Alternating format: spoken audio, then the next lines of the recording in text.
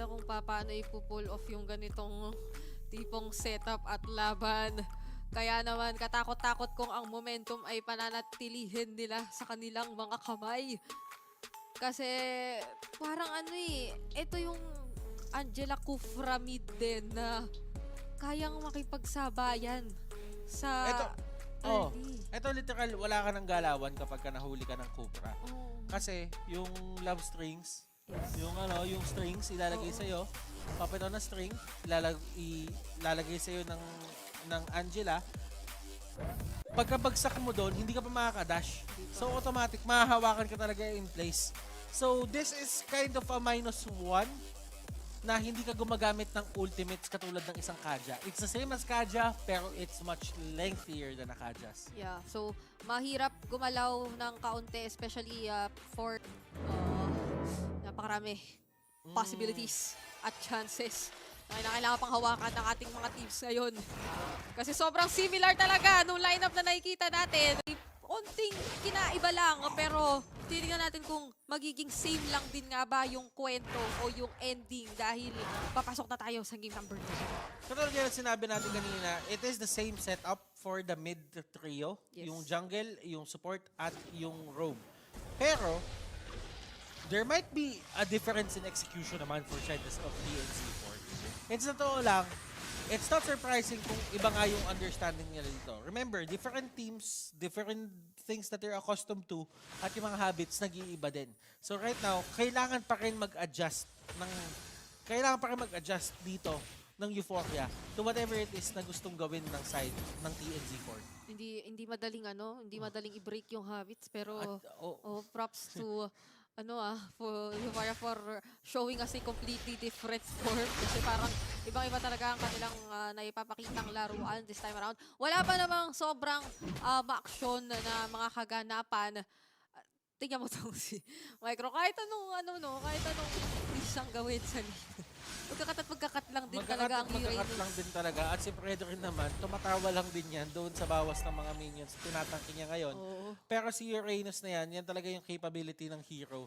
Na unless maglagay ka ng isang tao on the other end, tutuloy at itutuloy niya to. At kita naman natin na may rotation na napupunta dito kay Heads. Oh. And if ever man Heads can get away from this, dito na nagkakaroon ng malaking problema ang side ng TNC4. But at that moment in time, nag-iba na yung script agad nung setup na yon dahil nga nakakuha agad sila ng isang kill kay Heads. So ibig sabihin, Heads won't be level 4 just in time to help with this turtle. Hindi basta-basta ikot yun kasi napatumba talaga nila doon si Heads. Pero ngayon, Heart Guard, ginamit na onto Binogo. May talo na magagaling kay Zone pero makakasecure pa rin naman ang turtle ay si Nasty Wayne. Nagpapatuloy yung laban natin dito, Thorn Throws, pero mag-out lang din.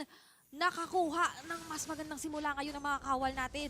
Nasty Wayne is at level 5. So, yan yung yan yung difference eh. Kumbaga, kapag retribution, you think na isang level ay maliit lang yan, pero in the earlier levels, talagang ang laking difference between the two. Kailangan talaga na i-timing mo na maayos yan, and Vinogo really needs to catch up with Nasty Wayne dito pagdating sa kanya mga levels. Although at par naman siya dahil nakapag-clear siya ng dalawang sabay.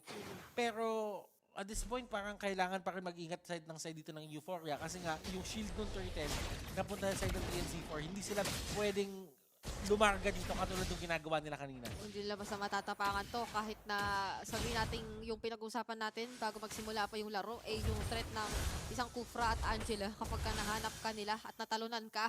Hindi natin yung sobrang nakikita pa ngayon mula especially kay Zone kasi maging ang TNZ4 bukod sa nakalamang sila sa rotation kasi mas may nakuha sila nung dinalaw nila yung XP, nakakasabay na rin sila sa mga kung ano yung mga plano ngayon ng Euphoria. Kung nakikita mo naman ngayon, nahanap at napapakiramdaman na rin nila kung ano ang mga gustong susunod na steps at hindi na pull off dito pa ng Euphoria. Yung mga surpresang gusto sana nila with this kind of composition, especially with the Kufra. Nakikita naman natin na 4 na tao yung nakapwesto dito. Pero si Yusuke, nahuli sa gitna. Nakahanap doon ng matatalunan si Zone. At nagamitan din ng Heart Guard din si Binogo. Pero wala namang nawala, walang namatay ni isa. At mas pumabor pa yata sa TNZ4 ngayon na alam nila wala ng Heart Guard, wala pang yakap dito si Zone. At dahil doon ay mas magiging confident sila kunin yung next turtle na it will come out in just 5 seconds, pero si Heads dito pinipilit niya kahit pa paano na mag-retry si Nasty Wayne, pero to no avail. Wala nang pakialam si Nasty Wayne ngayon eh. Sige, kulutin mo lang ako, ikaw na bahala. Pero dito, hindi sila nag-usap ng mga panahon na yun. Si Zone, nahatak siya, nagamitan ng flicker, pero si Zone, puno pa rin halos yung buhay. At makakakuha pa rin naman dito ng retribution si Nasty Wayne, or magagamit yung kanyang retribution doon sa turtle. Ano, parang pang ano lang, pang rattle lang, pang gulat lang na kinumit agad nila dito si Zone kahit hindi nila na burst down. Hindi na nakaporma agad o nakahanap ng play na Euphoria sana mismo yung magsisimula at that particular objective take yung side ng Euphoria. That could have been more devastating para sa side ng Euphoria kung na-take down pa si Zone doon at may nakakuha isang member na side ng TNC4. But at least doon sa panahon na yun nangyari, kasi ngayon pwede sila mag-usap na, oy, teka lang medyo mas linisin natin yung execution natin. Kasi hindi naman pwede na na ganun ulit next time, kasi baka mas costly yung mistake the next time it happens. Mas magastos. Ay, mas Magastos. Tama. Mas maraming mawawala. Ganon. Mas maraming magiging mga bagay na mahirap na bawiin kalaunan kapag ka nagtuloy-tuloy nga yung ganoong sitwasyon natin. Pero so far naman, pulido rin naman ang nagiging paghawak o pag-control dito ng Euphoria o pagdepensa. Hindi ito yung parang nakikita natin kanina, 5 minutes into the game na tayo, pero wala pa silang pinamimigay na kahit anong tore or objective. Hindi ito yung mga Shizu moments na talagang nakapokus lang sa pagpapatumba. Sobrang nagsasalubong sila, nagmi-meet lang sila, tapos walang malinaw na parang mirroring na nagaganap so far. Pero alam mo, si Shizu dito, as much as gusto talaga siyang i-go na i-go, makikita naman natin na lumalaban dito. Di ba members ng Euphoria? Sinimula na, tinalo na doon.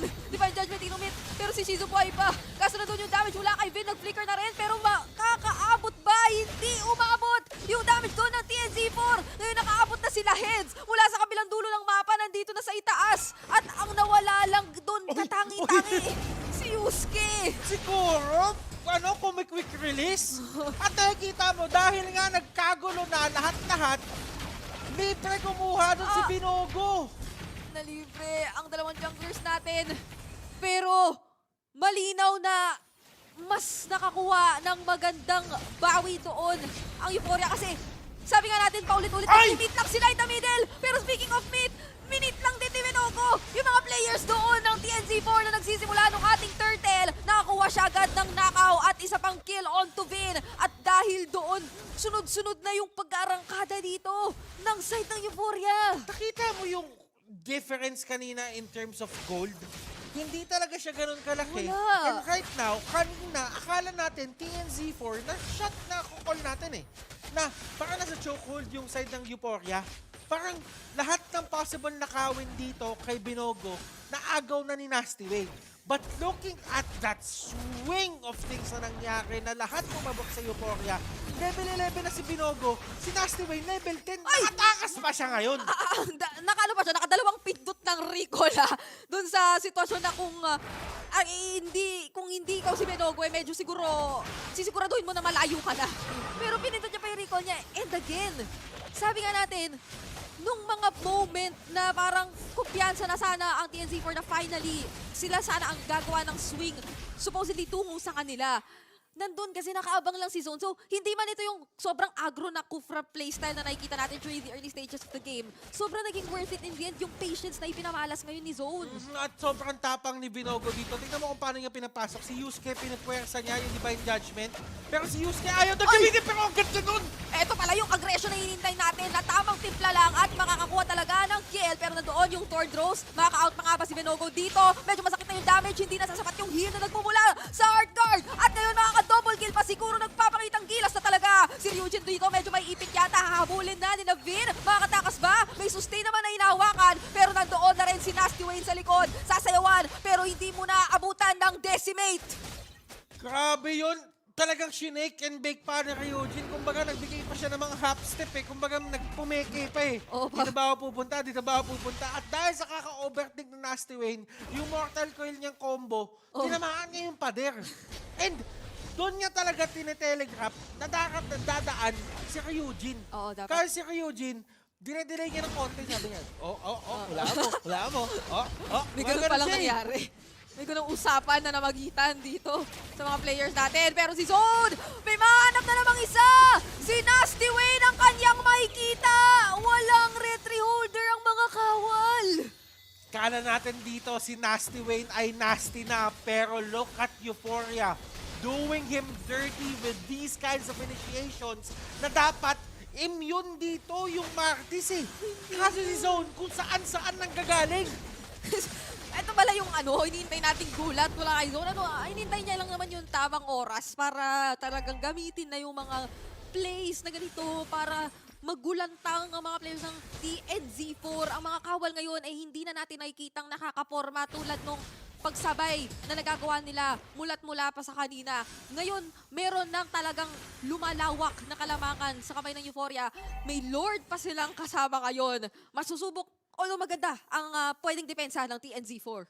For the side of TNZ4, they can hold on to this if ever man mapagana nila si Yusuke at si Kuro.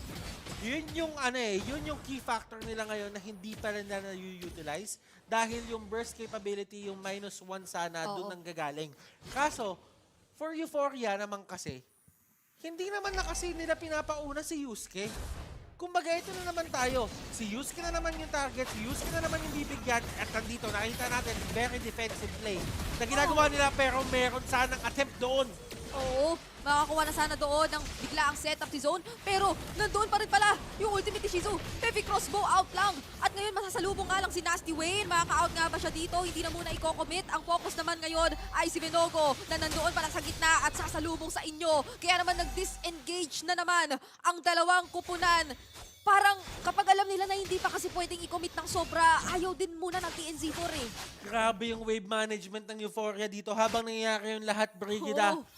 Yung top lane, yung bot lane, unti-unting nawawalan. At nawala na rin si Ryujin on this Angela. Nahuli talaga siya doon at pinilit ng mga players ng TNZ4. Makaka-flicker out doon. Siguro may iwasan yung Thorn Throws. Nandoon na rin si Micro sa gilid at tinatry sabayan yung mga makukunat na pumopronta sa Euphoria. Pero Ryujin now is down at parang inuunti-unti lang din naman ng mga kawal. And Euphoria, they've played... Will they play a maximum of 4 games ngayong araw na ito? Ay. Kasi na 2-0 nila yung kanina eh. If ma-2-0 nila to, this is going to be 4 games in total para sa kanila. And siguro kaya din fresh dito yung dating ng side ng Euphoria is because hindi sila nagtatagal sa mga games eh. Kumbaga ang ganda ng ganda ng momentum nila ngayon kung panalo eh. Oh. Ay, kaso nahiwa. Talagang nasayawan. Eto na si Benogo. Medyo nagsisimula na naman. Maabutan niya ba rito? Sina Vin, sina Micro, sina Lubong. Energy Eruption ginamit na nga lang. Thorn Throws, may iwasan din ni Vin. Kaso nandoon pa din ang paghabol. Pinanintigan talaga ni Benogo. At si Micro na naiwang mag-isa doon. Siya naman ang pagtutulungan nila ang Razor Strat. Ipinagsak na, pero hindi sasapat yung damage para makakuha ng ni isa. At ngayon, 3 members from TNZ4 are down. Ito yung storya ng laro TNZ4 building things up. Foundation is there. Yung fundamentals ng MLBB nila is there. And it all goes crashing down because of the certain things na ginagawa dito ni Binogo. Si Binogo, kanina pa nila shutdown. Na-shutdown nila for the first few minutes of the game. Pero, yung mga panahon na nangungulit na din sila Shizo, nangungulit na sila Zone, si Binogo, kinukuha niya na yung objectives para pumantay na. Laban din ng side ng TNZ4. And tingnan mo ngayon, Lord is on the side of Euphoria. Ito lang ginagawa ni Binogo kanina paulit-ulit. Binabalanse lang talaga. At kanina pa naman din siya gumagamit talaga ng makukulit o mabibilis lang na heroes. So, mabilis siya makahanap o makapunta doon sa mga lugar na sabihin na nating malayo o kung saan man talaga makakakuha dito ng pampantay. Na ngayon, sobrang worth it. Kasi papak na tayo sa 5K gold lead. At isa na namang matagumpay uncontested na Lord ang nasecure nila for their side. Though commendable, sobra yung paghawak ng TNZ4 dito sa kanilang mga tore, especially sa mid. Hanggang saan nga ba ito aabot? Kasi may Lord na namang kasama ang Euphoria. At Binogo, sinusubukan niya magkulit-kulit kahit papaano eh. Si Yusuke, yung primary target nila dito, pero alam mo, si Zone, wala siyang pakialam kung may Divine Judgment o wala eh. Hindi na. Ang importante para sa kanya, ako yung ma-Divine Judgment. Yun lang yung importante sa kanya. Hindi na importante kung mahuli ako, mamatay ako. Yung deaths na yan, 3 deaths, that's okay. As long as we win the game, ito na yung literal na sacrificial player, the team player that Euphoria deserves. Yan. Oh, at this point, para okay lang din talaga kay Zone yun dahil may immortality na rin siya ulit. So this time around, pwede niya lang hayaan na ma-divine judgment siya at mapop yung immortality niya. May chance pa na makakita tayo nung, parang yung attempt niya kanina, yung sobrang pa-low na siya pero gugulatin niya tayo with a Flicker Tyrant's Rage combo onto who knows how many players ng TNZ4 kapag ka nahuli niya talaga off position. Pero ngayon, ang kanilang magiging plano or call muna, hindi naman sobrang i-risk yung kalamangan na nahawak nila at mag-ingat pa din kahit papaano, respeto sa kakayaang dumepensa ng TNZ4. TNZ4, kung titignan mo yung base nila ngayon, parehong side, katitig na lang yung buhay. And I dare say na napakalinis ang pinapakita laro ngayon ng Euphoria. Parang all bases covered, walang naiiwan na pwedeng mag-poke through ang TNZ4 ng pabalik dito sa larong ito. Pwedeng tapangan talaga din ng Euphoria as of now kung gusto sana nila kasi wala pang Wind of Nature din siguro. So kapag ka nalapitan na naman ni Venogo, na nangyayari naman parang 9 out of 10 times kapag ka lumusog na siya, pwede niya agad i-take down dito si Kuro. Pero mukhang ang plano naman muna ng TNZ4 talaga ay mag-ingat kasi parang as of now naman, yung damage difference na nakita natin doon, basta hindi talaga mahuli si Kuro, kaya niya talagang mag-serve as yung pinaka-damage dito or yung taga-ubos ng TNZ4. And Venogo, they're just roaming around and waiting for the Lord. And I think TNZ4, kailangan nilang i-contest. There's no way to go but to contest this. I don't think na kaya nilang mag-def kasi kanina nakita naman natin ng game number 1, nag-lock tower bigla yung side ng Euphoria. And kung kanina, Beatrix yung kalaban nila, may bala pa yun. Ito, Anli. Si Shizo, Iritel, Anli pa na yan eh. Tuloy-tuloy lang ang kanilang mga gagawin kapag nalapitan na nila. Kasi flare forward nga, pagka na-open na sa kanila yung chance na yun, di na nila bibitawan Pero hindi pwede pumalo yung Shizo dito. Mahahatak siya ng isang matindi. Pero buti na lang, nag-back off siya. Hindi nga na-pinersa at nag-aabang na lang talaga dito yung dalawa eh. Si Yusuke at si Kuro. Nag-aantay sila dito pero mapipilitan na sila umalis. At nung lumabas na, nagpakita na ng bahagya, tsaka siya lumabas.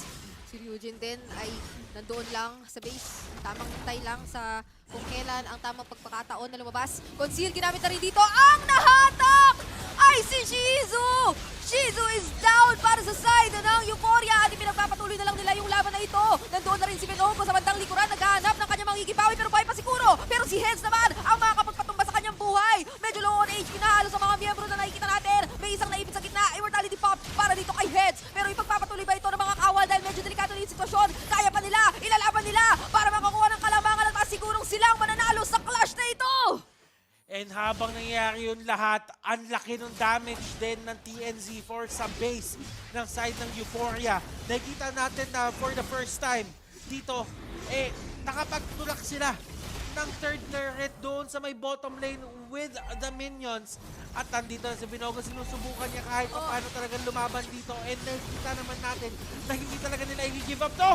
And kanino mapupunta yun? Kay Venogo! Kay Venogo at tutumba una! Hindi ko na naintindihan, sinabi ko basta si Venogo yung unang tumumpa. Wow! Wow! TNZ4 holding on! Kung akala nyo tapos na to, magtiwala kayo kay Brigida at kay Butters. Kami na to eh! So inakala natin na kamuntikan na talagang isara ng Euphoria ito. Pero hindi yon ang magiging kwento natin for this particular game kasi TNZ4, sila na naman na nakasecure doon ng Lord. Hindi nila pinilit nila pinokus nila ng sobra si Venogo doon. Tamang-tama naman, hindi pa talaga sobrang low ng HP yung Lord. At ngayon, kung kanina, yung TNZ4, yung gapitik na lang, yung mga base turrets, parang magbababawi na ang mga kawal. Pwede ba natin sabihin na nag-overstep sila masyado doon? Or nag-overstay sila doon sa area na yon? Kasi pakiramdam ko kung tinulungan nila si Venogo patayin yung Lord, hindi ganito yung nangyayari sa atin ngayon eh. Ibang-iba. Actually, ang nakikita natin ngayon, pasok na rin with the energy eruption. Focus on clearing the Lord muna ang call ng Euphoria. Pero si Heads ngayon, medyo mawawala na. Hahanapin si Kuro doon, pero meron na siyang Wind of Nature. Matatakasan niya. Pero si Micro ngayon, hindi na matatakasan pa. Kaya naman ipinagpapatuloy na lang ng TNZ4 yung kanilang nasimulan para dito sa kanilang jungler na si Venogo. And it's a tower lock para sa mga kawal. They're bringing us malinis na laro para